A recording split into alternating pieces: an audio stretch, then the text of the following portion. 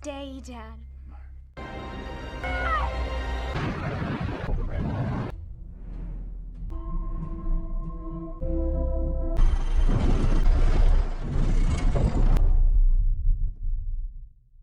Cooper, dünyadan 10 milyar ışık yılı uzaklıktaki Gargantua kara deliğinin olay ufkunu geçtikten ve tekilliğe doğru düşmeye başladıktan kısa bir süre sonra kendisini taşıyan Ranger yani Tars'ın pilotluk yaptığı iniş aracı parçalanır ve parçalar yukarı doğru hareket eder. Cooper ise aşağıya doğru düşmeye devam etmektedir. Dikkat edin, burada gerçekleşen bir şey var. Kara deliğin içinde iniş aracının gerisinde kalan içeri doğru tekillik mevcut. Bir de kara deliğe daha önceden düşmüş ve yukarıya doğru yeniden saçılan nesnelerin oluşturduğu dışarı doğru tekillik var. İşte Ranger bu dışarı doğru tekilliğe çarpıyor ve parçalanıyor. Cooper onun parçalara ayrıldığını görüyor ama dış evrenin görüntülerinin ışık hızı ile yukarıdan gelen içeri doğru tekilliğini göremiyor. Yani iniş aracı dışarı doğru tekilliğin oluşturduğu gelgit kuvvetleriyle parçalanırken Cooper son anda kurtuluyor. Onu kurtaran şey ise tekilliğin kenarına diğer varlıklar tarafından inşa edilip yerleştirilen bir hiperküp yani Tesseract oluyor. Tesseract 4 uzay boyutuna sahip bir küptür ve 8 adet yüzü vardır. Bu yüzlerin her biri de küptür ve bu küpler 3 boyutludur. Hem Tesseract'ın kendisi hem de yüzleri birer zaman boyutuna sahiptir.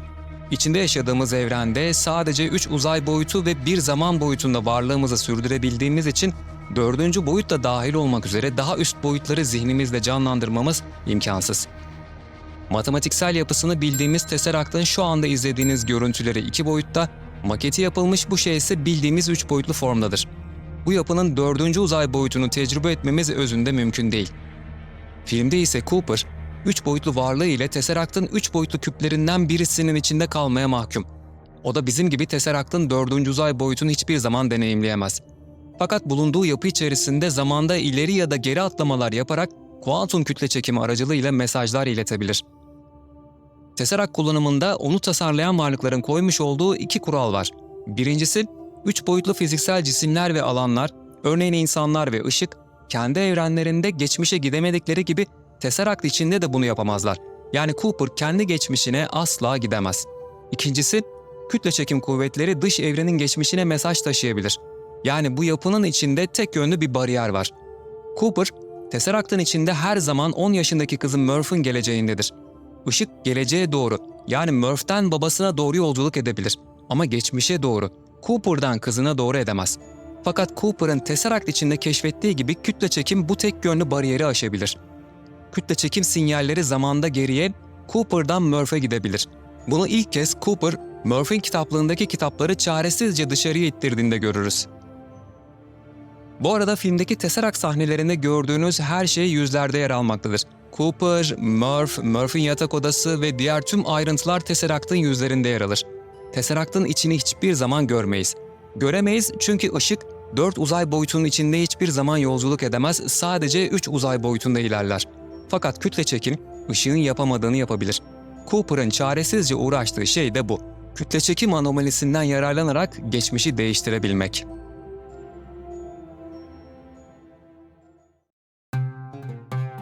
...1928 yılında Giza kumlarının altında, piramitlerin gölgesinde insanlık tarihini değiştirecek bir keşif yapıldı.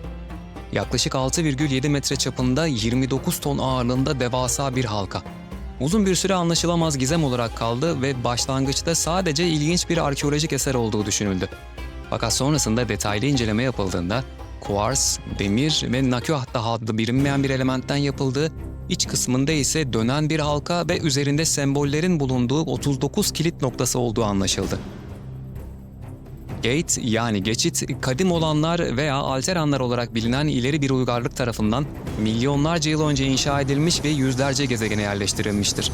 Bu yapı bir portal yani solucan deliği olarak çalışıyor.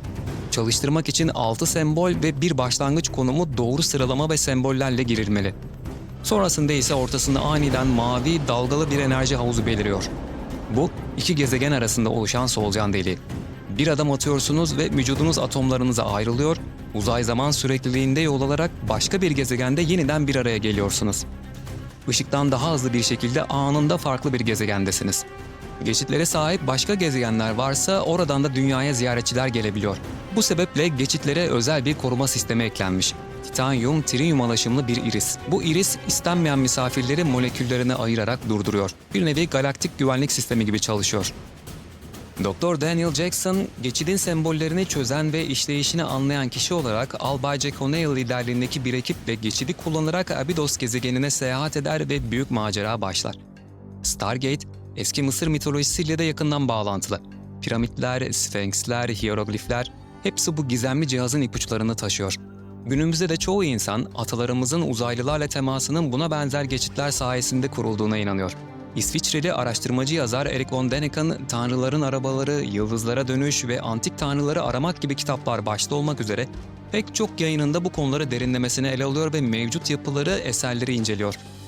Dünya dışı kadim uygarlıkların gezegenimize bırakmış olduğu yapılarla, özellikle Antik Mısır ile ilgileniyorsanız başlangıç noktanız ve rehberiniz Däniken'ın kitapları olabilir. Film ve dizi olarak izlemeyi tercih ederseniz 1994 yapımı orijinal Stargate filmini Stargate The Ark of Truth ve Stargate Continuum adlı 2 devam filmi izledi. Yetmez derseniz de bayağı bir bölüm ana hikaye ve yan hikayeler içeren yayınlanmış orijinal Stargate dizilerini izleyebilirsiniz. Kendi varlıklarını sürdürebilmek amacıyla bağımsız bir güç haline gelmeye başlayan makinelerin yükselişi, enerji kaynakları olan güneş ışığının insanoğlu tarafından karartılması ile farklı bir boyut kazandı. Zero One adlı şehre çekilen makinelerin direnişi, uzun yıllar sürecek olan insan-makine savaşının patlak vermesine ve nihai sonucun makineler lehine sonuçlanmasına yol açtı. Yapay zeka, gün ışığından mahrum bırakıldıktan sonra insan vücutlarını birer enerji kaynağı olarak kullanmaya karar verdi. Bu sebeple makineler ve insanlar arasında zoraki de olsa simbiyotik bir ilişki kuruldu. İnsanları enerji üretmek için organik bataryalar olarak kullanmaya başladılar. Bunun için onları devasa kuluçka makinelerine hapsettiler. Ancak burada büyük bir sorun vardı. İnsanlar zihinsel olarak aktif tutulmazsa bedenleri işlevsiz hale geliyordu. Bu yüzden makineler insanların zihinlerini bir çeşit sanal gerçeklik evrenine bağladılar. Bu evren, İnsanlara 20. yüzyılın sonlarına ait sıradan bir dünya simülasyonunu sundu. Bu da Matrix'ti. Bu simülasyonu inşa edenler yapay zeka tarafından geliştirilen ileri düzey makineler. Bu makinelerin önde gelenleri Matrix'in baş yapımcısı ve tasarımcısı The Architect yani mimar, insan psikolojisini anlayan ve Matrix'in daha da stabil olmasını sağlayan program Oracle yani kahin ve fiziksel dünyada Matrix'i korumakla görevli makine muhafızları olan Sentineller. Ayrıca Matrix içinde düzeni sağlayan ve uyananları kontrol eden programlar olan ajanlar da önemli bir rol oynuyor. Matrix, insanlar ve makineler arasındaki büyük savaşın ardından yaklaşık olarak 22. yüzyılın başlarında pek çok versiyon değişikliği yapılarak belki onlarca yıl içinde inşa edildi. İnsanlara sunulan ilk versiyon olan Paradise Matrix, mükemmele yakın bir yaşam barındıran neredeyse hatasız bir sürümdü fakat insanlık için başarısız olmaya mahkumdu. Acı ve ızdıraplarla dolu bir simülasyon olan Nightmare Matrix de başarısız olunca, Oracle'ın da desteğiyle modern Matrix olarak adlandırabileceğimiz 1999 yılını simüle eden ve insanlara bir nevi özgür irade ve seçim hakkı tanıyan stabil versiyon yaratıldı. Önceki versiyonlar da dahil olmak üzere tamamına sistemin stabilitesi için seçilmiş kişi yani The One konseptiyle Zion şehri fikirleri entegre edildi. Her 100 yılda bir Matrix sıfırlanıyor ve yeni bir seçilmiş kişi ortaya çıkıyor. Film serisinde gördüğümüz olaylar ise 6. döngüde gerçekleşiyor.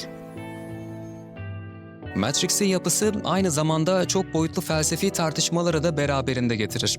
İnsanların yaşamlarını kontrol eden görünmeyen güçler hakkında derin sorular, insanların bu sistem içinde ne kadar özgür oldukları ya da olmadıkları, özgür irade, seçim hakkı, inanç, bağlılık.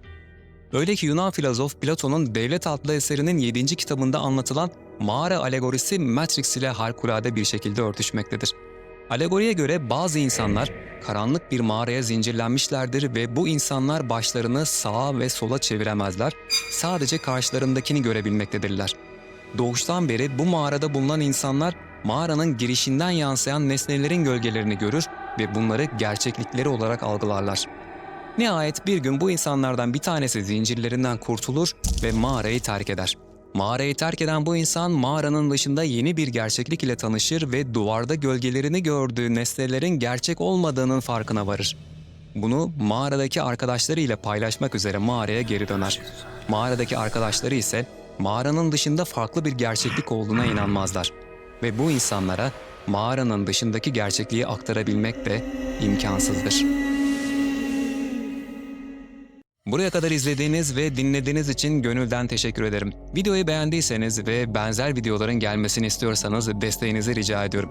Bunu da kanalıma abone olarak, yorum yazarak veya beğen tuşuna basarak kolayca yapabilirsiniz. Bir sonraki videoda görüşmek üzere. Kendinize çok iyi bakın. Sevgi, sağlık ve bilim hayatınızın hep bir parçası olsun. Hoşça kalın.